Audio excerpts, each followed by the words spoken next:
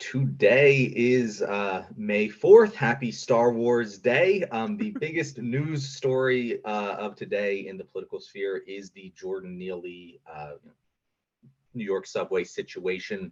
The video that was released. Want to hear what you guys have to say about it. Just in case anyone in our audience isn't aware, there was a video released of a man on the New York subway station. They were on the subway car, and he choked this homeless man out who was, according to witnesses, behaving erratically, yelling about how he can't get food and water, how he'd rather go to jail. And he threw his jacket on the ground. And then this guy who was an ex-Marine, whose name, as far as I'm aware, hasn't been released yet, he put him in a rear naked choke, held him there for, some people say 15 minutes. I'm of the camp that maybe it wasn't quite that long, because that's a long time to hold someone in a rear naked choke, even if they aren't struggling too hard. But either way, well past the point where he'd gone limp, and ended up that the man was taken to the hospital and pronounced dead there. So this has created a big partisan divide, with people on our side of the aisle talking about how that isn't a reasonable use of force, how this is a systemic issue, how this is a meta narrative issue of escalating violence toward the homeless, as well as other defenseless minorities, and then people on the right saying, hey, he was in his right to defend himself. We have these chaos and lawlessness in the streets, and someone's got to step up and do it. That sort of thing. So that's the TLDR 30,000-foot view of this situation. Either of you, if you have any corrections for what I just said, let me know. But I really want to hear what you have to think about it, because I got a lot of thoughts. Have you heard if anyone on the right is saying that he did something more violent or more erratic than, yelling and throwing his jacket down?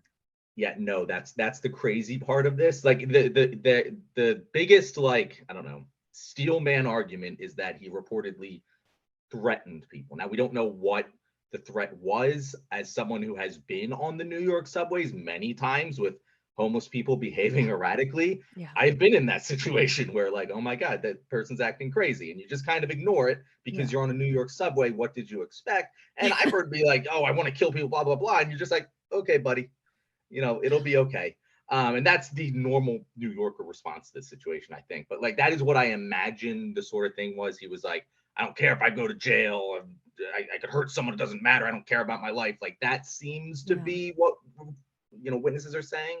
But we don't know for sure what was said at this point. But that is I think the steel man argument that the conservatives are making, that he threatened someone, therefore he deserved to die, is kind of what they're saying. Desmond, do you want to jump in there? You go ahead and go first, Erica. Okay. God damn it. This fucking story is ripping me apart inside. The fact that not only did this guy put him in this choke and hold him there and kill Jordan, but then he had other people there, spotting him, helping him hold this person down. The people were smiling as they did it. It was just this sick fucking twisted scene. And watching the video was feel like my heart just getting ripped out of my chest. It's just, how can people stand around, see this person being strangled to death for that long and do nothing? If I was in that subway, I would have been fucking ripping into these people. I would have been probably using physical force against these men holding this person down, because who the fuck do they think they are to police other citizens who are having mental health issues and hungry? And the systemic issues there are huge. But just even without those systemic issues, just the pure facts of what happened in that scene are so horrific that we need to be blasting the story, telling everyone about it, making sure everyone's aware. Yeah, I don't know. It's an interesting situation to be in as a content creator. First of all, I have seen a lot of people who look like me be killed in violent attacks over the years. While I've been doing independent thought, prior to doing independent thought, I forget the actual term that's associated with what I'm trying to describe, but basically seeing yourself within the victim. So there are certain times, like with this story in particular, where I just either choose to not cover it or not to watch the video. In particular, because after a certain amount of time, like it just builds up, especially even just like a couple months ago, watching the death of Tyree Nichols, watch that entire video. It becomes a lot after a while. So one of the reasons why I haven't touched on it in independent thought as of yet, because it was something that I mentally just couldn't bring myself to do. When I did take a little bit of time to read into the story, obviously I was seeing a lot of things that Erica had mentioned, that John had mentioned. I also did see that the New York Medical Examiner's Office did in fact rule this a homicide already. So that was encouraging in the sense that there might be some level of justice that might come after this atrocious act, because we shouldn't really need to relitigate exactly the fact that this is in fact a murder. If it was something that was deemed an act of self-defense, that would have been blasted all over the airways. If he was actually really harming someone, threatening someone, we wouldn't have to be asking ourselves question about if, because it would be self-evident, because that would be the first thing that would be reported. And so the right-wing media doing what they always do, which is trying to find any tragedy to bolster their political stance on any issue. It's disgusting. It's absolutely disgusting. They will never miss an opportunity to see a loss of life in order to back up their own narratives without obviously having the facts of the issue of the story. So my take on this, it's another life lost in an absolutely just horrific sense. People are going to say that, try to find ways to dehumanize this person's life. He was mentally ill. He was causing a scene, as if that's justifications for taking someone's life. This dehumanization that we have of other people, that I think mostly stems from the right-wing propaganda machine constantly trying to tell everyone that will listen to them that if someone is causing a scene or disturbing the peace, that they deserve to basically have something like this happen to them. Absolutely just awful. And I condemn with the highest degree anyone who ever takes that stance. I when you said that you identify with the victim, just because of who you are, who they are, I actually had the opposite reaction where I identified with the assailant. And not because I was like, yeah, go, you go, guy, but because I was like, I've been in this situation before. I've been in situations of violence with people acting erratically. In my situations, not necessarily mentally ill people, but mostly drunk people. And because I am the calm, level headed wrestler of my friend group, I'm often the one who is de escalating the situation and using force if necessary. And as someone who has been in this situation several times where there is someone behaving violently and aggressively who is clearly not, right in the head, I know how I'll act in that situation. And I know the proper way to act in that situation. And anyone who's ever been in that situation will tell you that the first thing you do isn't engage in violence, because that increases the chance of you getting hurt. It increases the chances of them getting hurt, and it increases the chances of people around you getting hurt.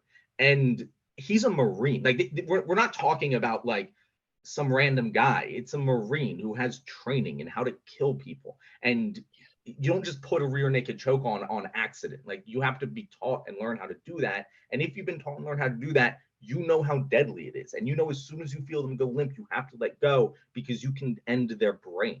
And to me, anyone who's arguing like this is the response, he was threatened and he reacted, it's like, no, there are several steps of escalation before you get to that point. And to say, no, just put him in a chokehold and suffocate him until he's dead. I can agree with you that maybe something needed to be done in that situation, but how about you try the guy who's complaining about not having food and water? The non-violent way to de-escalate that situation is to give him food and water. It isn't to put him in a chokehold. You have a responsibility of care to your fellow human beings. And if you're going to use that responsibility of care as an excuse to hurt someone, it better damn well be necessary. And I keep thinking about how many other Americans would even identify with the complaints that Jordan had, that he was voicing on the subway, saying that, like, I'm sick of being hungry. I'm sick of not having a place to live. I'm sick and tired of the system that I'm living within. I don't know. It strikes me that, like, he was voicing a bigger a much bigger problem that so many of us are very aware of. And he was put to death for that by a vigilante. And it's, I don't know. I'm so horrified by the story, and I'm horrified by the spin. I mean, the Fox News, I just pulled up one of the articles. Here's a headline saying AOC, other prominent New York politicians who have downplayed crime, quick to condemn murder of Jordan Neely. So they are basically saying, oh, so you think that there's no such thing as crime, but now you're saying that this is a murder. So it's like, oh my God, it's such a weird twist of logic. And the most frustrating part about that, it isn't just Fox News. It's like the New York Times said, "Is this a murder or a vigilante?" And it's like, what, like not to say, like, obviously the New York Times isn't the most leftist organization in the world, but they're not Fox News, right? Like, and you would think that someone who's relatively down the middle, the fact that that's the viewpoint being pushed forward in the mainstream media narrative, that's the scary part to me. Like that's the part that really, you saw a man complain about these systemic issues, he gets murdered for it, and then the mainstream media is like, not just the Fox, but the mainstream media is like, this is a both sides issue, when it's not. No, but that's the kind of the importance about why we're here, because obviously there are issues with our media, which is also contributing to the fact that they are declining. Why we're seeing, media organizations like rolling up and going bankrupt. You saw CNN Plus dive off a cliff last year. You're seeing ratings drop on those major news networks. BuzzFeed rolling up, Vice going bankrupt. There's a reason why people are checking out of those institutions, and the reason why we're doing what we're doing. There's a problem with how mainstream information is being disseminated to all of us, which is why I'm glad that we're all here today to talk about these things. Hell yeah. Well put. And, I think that, like, talking about the media meta narrative of all of this, I think there's two meta narratives. I think the one that you were referring to, Erica, of this is a systemic issue, that it shouldn't have ever gotten to this point because there shouldn't be homeless people, because this is a problem we know how to solve and we don't on purpose. Like, that's one side of it, and one I'd love to get into a little more as well. But I think that the other side of this is, if I'm going to put myself in the shoes of the Marine in this situation, let's make the best possible assumption and say, maybe this Marine was experiencing PTSD, maybe whatever, I'm just like absolutely trying to give him the most benefit of the doubt and say, okay, we're going to have the homeless situation, we're going to have homeless people going to subways, we're going to have people who need to respond to this. How do we communicate to the country and society how these situations should be dealt with? I don't think any reasonable person would go, yeah, you should just put them in a chokehold and kill them. But that's the narrative being pushed on the right. And by doing that, like you said, Erica, that you'd want to step in, and maybe you would. But just being in these situations, you never really know how you're going to react until you've been in them. And I try not to judge people who are in violent situations for their reaction once the violence has started, because you go into fight or flight, you become a different person. But because of that, pushing these narratives of it's okay to kill homeless people who are behaving erratically on the subway, you've now pushed a certain segment of the population who's listening to you. When they enter that situation, what are they going to do? And by spreading that narrative, I hate to be like a pearl clutching, liberal, but like I do genuinely think that spreading that narrative is going to lead to more violence, because that's how people respond to situations, this base instinct. And if they've been listening to you tell people, oh no, they've been fighting online trying to defend your take that this was the right thing to do, what do you think they're going to do when shit hits the fan? Yeah, I'm very worried that this is going to increase other attacks against homeless people, against people who are down and out. It doesn't, I don't know. I wish it wasn't going to be this way, but I feel like it's just going to push more of that. How do we present a different approach to handling situations like that? I don't really know, and I'm glad that you're kind of trying to talk about putting yourself in the position of the person who choked him out, trying to understand what would have been a better response there. That's kind of what we need to be struggling with and coming to terms with, and not just letting certain parts of the population think that, oh yeah, it's fine to respond with violence when someone is in need and having mental health issues. Like, Mhm. yeah, I don't know. Desmond, did you have anything to add there? Oh no, I was just gonna let it just end right there. I thought that'd be a good end to the segment. I agree, but I do want to say before we end this segment, because I think Erica Mhm. just brings up a good question that should be answered. What do you do? Like, if you find yourself in a situation where you're on a subway, you're in the streets, there's a random stranger behaving violently, you should de-escalate. Like, I think everyone should internalize this, that just being, if you don't feel like you can handle the situation physically, you should not de-escalate. If you are a small person who is by themselves and this is a large person, it is not your job to handle this, because you are now, just by entering the situation and not knowing how to handle it physically, you are increasing the danger despite your best efforts. But if you are someone who's like, okay, I can handle this physically, then de-escalate with your words. You know, if someone's freaking out about something, talk to them, be their buddy, be their pal. Mhm. People don't like to be violent. You know, it's really hard to punch someone in the face who's telling you that they love you. You know, like, be supportive of the person who's freaking out. Be like, I understand, buddy. Hey, let's get a sandwich. You know, whatever, Yeah. you know, whatever it is, be supportive, be a friend. People don't tend to hit their friends, you know, and just showing that piece of kindness will de-escalate the situation 99% of the time. And that is what you should do in that situation, even beyond just not choking them out and killing them. I think that most people and most of our audience are going to agree with that, but I Yeah. think that that's the step that doesn't necessarily come immediately to people's mind.